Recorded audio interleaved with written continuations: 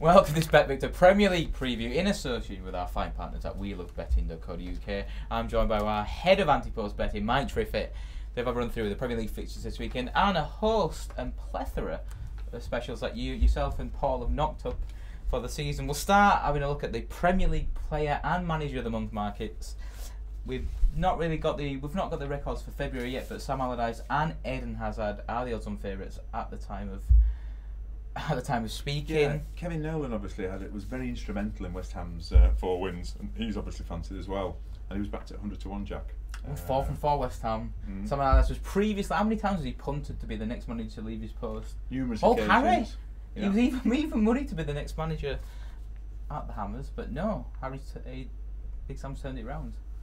Can he? Who do we fancy for March? Well, like you say, West Ham obviously they were getting nearly very short price favourite to actually go down at one point. Now they're sort of challenging for the top 10. I think the 7-2 shots have been in the top 10. So it just shows you how they've done so well there. I mean, going down the list that we've got here, I mean, it's the usual suspects at the top. Eden Hazard is 7-1 favourite, but for me, I always look down the list and find a few outsiders because, as we said with Nolan, 100-1, for February he was. So he was punted. Raheem Sterling, what, hundreds into 16s again, another guy who's done fantastic at Liverpool, hasn't he? I mean, Giroud 33. He's obviously come back with a brace against Sunderland, putting his off the field problems to one side. Mesut Ozil 50-1. I mean, that was a massive price to me because. What I mean, the last game, did you not see he trudgingly goes off the pitch? He doesn't turn up in big games. Wenger tells us he's back now. He's knocking on his door. He's ready for action. I could tell you the sky is green, but it doesn't mean it actually is. Ozil, he's not a big game player. He doesn't want to turn up at the stereotypical Tuesday night rainy Britannia away at Stoke. I can't have him. Well, 50-1. I like that price. Townsend 50-1 as well. That grab back from injury, it could be. I mean, he's in the England squad. Well, yeah, I mean, if he can recapture his early season form again, that looks a big prize. But I think the value is, Jack, looking down the list, seeing some, if you can pick maybe 5 or 6 out for small stakes rather than taking the single figure ones. Taking the 4-1 co-favourites of 4, Daniel Sturridge, Luis Suarez, Sergio Aguero, another one coming back from injury, and last month's likely winner, Eden Hazard. We've not mentioned the manager of the month market. Roberto Martinez, 72 favourite, and he's got the favourable game of West Ham going to Goodison on Saturday. I mean, for me, 7-2. I don't think he's favourite personally, but you made the market. But I didn't make the market. I mean, I think he's very short because I think Everton at 1-2 are a lay from a bookmaker perspective. West Ham, as we said, 1-4. I mean, I was looking on the handicap. Hammers +1, 8-5. That sort of jumped off the page to me because I think they can go to Goodison and not get beat.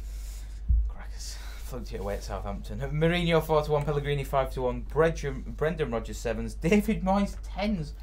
Yeah, we won't get many takers for that. I mean, looking down the list again, I mean, this might be a bit controversial, but Felix McGrath 100-1. They beat Chelsea at the weekend. He's an 8-1 shot.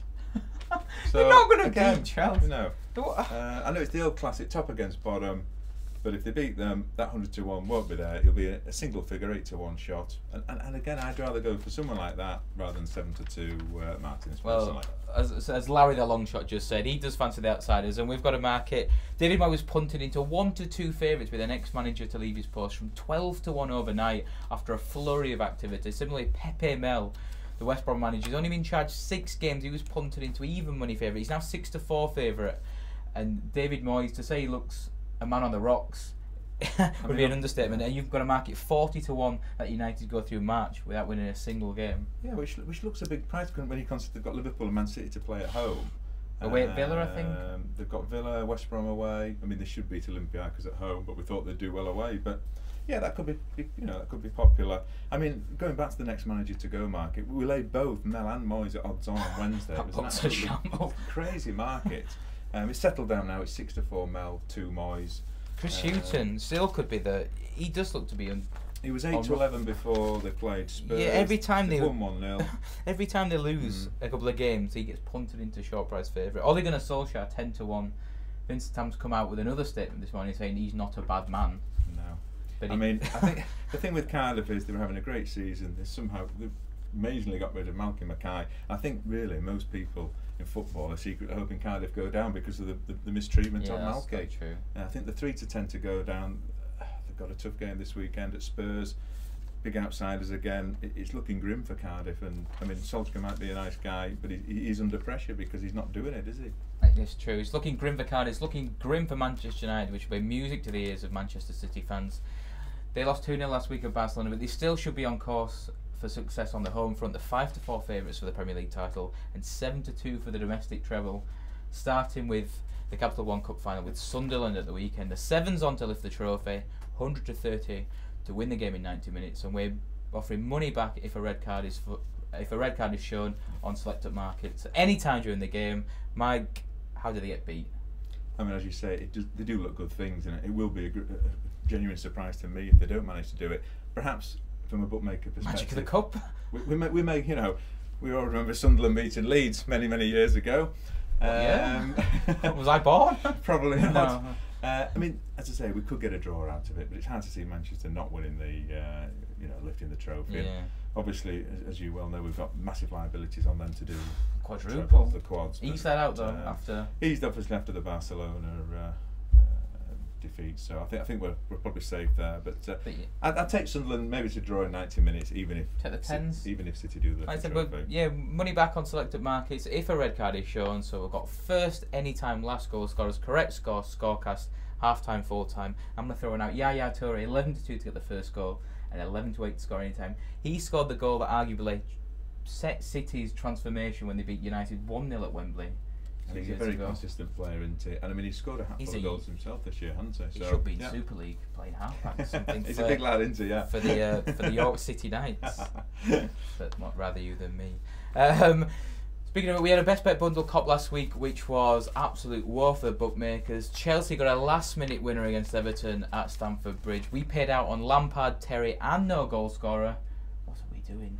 Exactly. Set off a lovely 4-4 with not Liverpool. Man United ended it away at Palace, and also Arsenal and City winning. We've also got a similar bet for the weekend: Everton, Arsenal, Chelsea, and Liverpool, including the bookended 12:45 and half 5 games, all enhanced to 7-1. We promise to be top price on that all day. If it's drift, we'll drift it too over, Jeff. You say it's 7-1 at the moment. If people top us up, we'll move it out again. I mean, again, I'm happy to lay that because, as I said before, I think Chelsea are too short at Fulham. I think Everton are too short against West Ham.